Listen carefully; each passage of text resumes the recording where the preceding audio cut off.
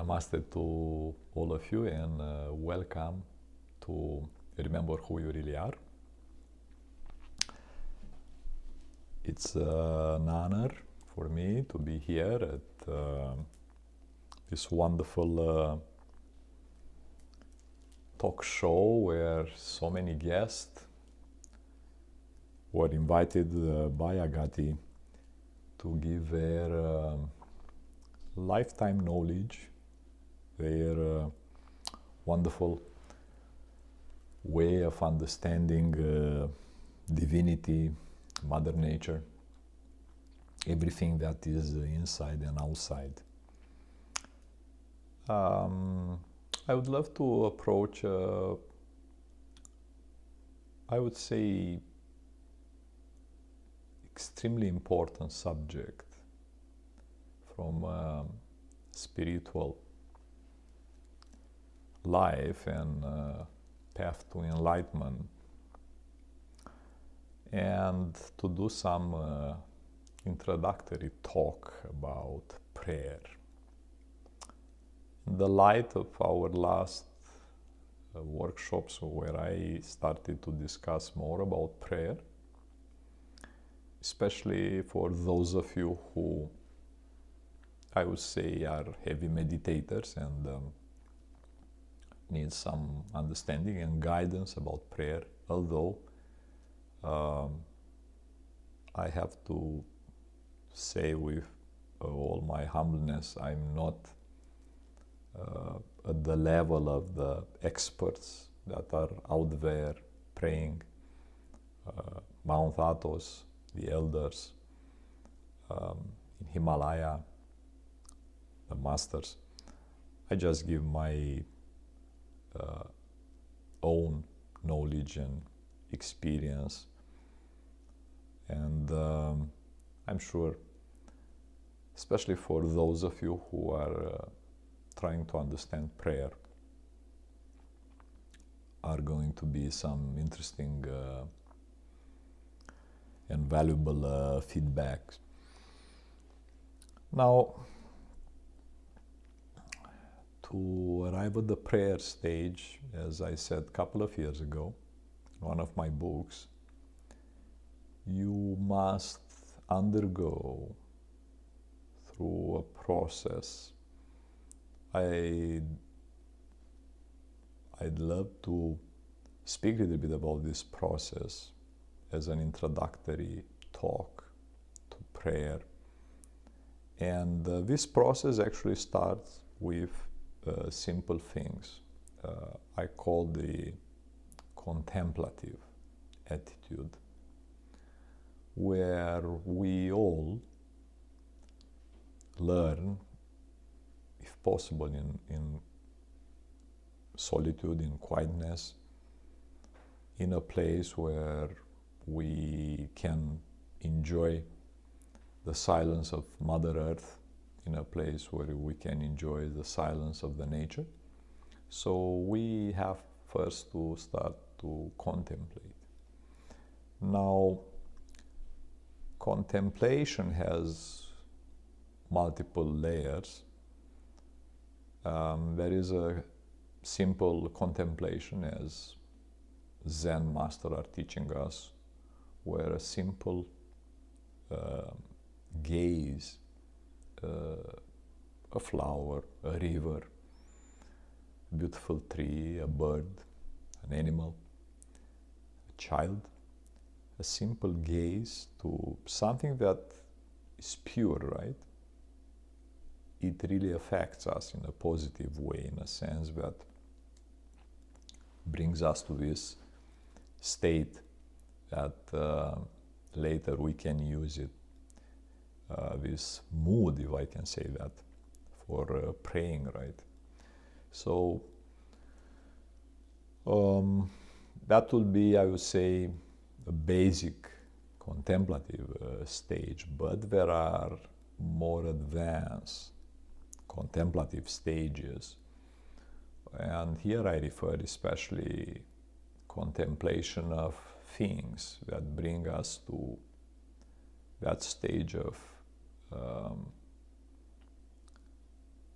contrition, that stage of humbleness, humility.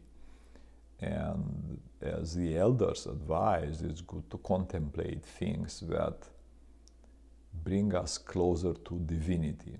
And here some of you might be surprised, but one of the most common things that both Tibetans and the elders are doing is contemplation of death. It might surprise you that this is a stage that brings you to prayer, but it is, according to, especially to the elders and also to the Tibetan Great Master, it is a compulsory contemplative stage if you really want to have a powerful prayer. Understanding death. Understanding death as literally a process, like in contemplation you see your soul living and going towards God, right? In any way you can see or understand. And this contemplation, believe it or not, it brings some interesting emotion and feelings. But the most important one is that you feel, suddenly you feel and you understand how, I would say, unimportant we are. We are just a simple drop in the ocean of the universe. This is a very important feeling, the humbleness, the humility, right? You also understand when you contemplate death that there are some actions that we are doing that are not the best, right? So in this contemplative stage,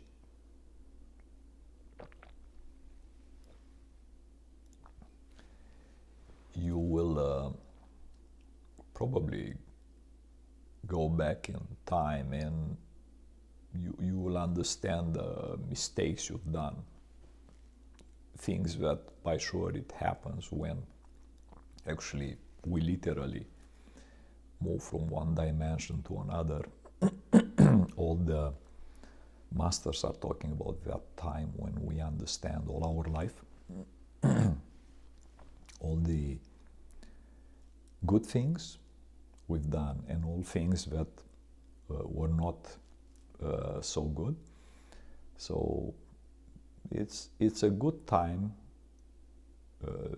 in this couple of minutes before prayer through contemplation, and I said contemplation of death, right? To arrive at that stage, right? Preparation for prayer. And as the elder said, we have to pray like it is our last prayer. Why they say that, right? Because that brings in you that eagerness to literally to have a conversation with God, to speak with God, to understand divinity beyond what we are doing in this body, in this life, right? So contemplation is the first stage, and if the contemplation it is done in the right way, it brings you to this stage of humility and humbleness. Basically, you don't need to do the second stage, right, which is meditation. So it's contemplation, meditation, and prayer, right? Now, when we have planned to do a prayer, a good prayer, meditation stage, it is not like classic meditation, like basically you do a specific technique, you meditate on a chakra, or you do something that brings energy in a specific place, right? Meditation, when we meditate for prayer, actually it is very connected with the first stage, with contemplation, right? So when we meditate and we prepare for the prayer, basically we do literally a preparation of the prayer we're going to do through a meditative stage. When I say that, actually I am talking about the for example, if we are talking about the prayer of the heart, right? Kyrie Iisus Christe eleison me, right? Lord Jesus Christ, have mercy on me. The prayer of the heart, the famous prayer of the heart, that is considered the most powerful prayer on this planet. Meditation stage is the stage when you basically meditate on your heart. You basically move all your power of intellect and mind towards your heart. Now, it is a powerful stage in a sense that if you have a lot of thoughts, right, and these thoughts are going to keep you away from the prayer or keep you away from that humbleness stage, meditation, a good meditation, which is just a couple of minutes, by the way, before the prayer. Contemplation is 2-3 minutes, 5 minutes. Meditation is 2-3 minutes, 5 minutes. Then the prayer can be hours, right? So these two stages are very short, preparatory stages. So basically in meditation, it's not what we call meditation, what we are teaching normally, normal meditation, but in a meditation for prayer, you literally allow yourself to sink inside, to go to, like you are diving in the ocean, right? You dive. The whole mind is diving towards the heart, right? You basically intuitively find the area of your heart, right? And you move toward that area slowly, slowly and careful, right? Now, one of the things that by sure will happen in the both stages, the contemplative stage and meditative stage before prayer, it is, I would say, unfortunately, our thoughts intervention, right? Basically, the prayer, a good prayer, it is just the prayer. No thoughts, no images, nothing. So there is no, I would say, helpful tool in prayer like we do, for example, in imagery, where we have a set of images, right, that they help us to get closer to God. In prayer, the only thing that counts is the prayer itself. So for this reason, the second stage, the meditative stage, it is a stage where you are a stage of watchfulness. You watch your thoughts, right? Now, easy to say, but if you try to do a prayer, you will see how many images that were processed during the day, right? Actions are coming to you. How many thoughts are coming to you? How many ideas are coming to you? Maybe not first, let's say 2-3 minutes, but the more you advance in the prayer stage, you will see how much, I would say, I don't want to say fight, but there something that is trying to keep you away from the prayer, from the power of the prayer. And this is all this ocean of thoughts, right? all this thousand and thousand and thousands of action that we had in our life. I remember I was reading about one of the monks on Mount Athos that he tried to, he had a problem with his memory. He wouldn't remember a lot of things. However, he said, when he started the prayer, all things that he couldn't remember during the whole day, all of them will come slowly to him, and of course, thus jeopardizing the prayer itself.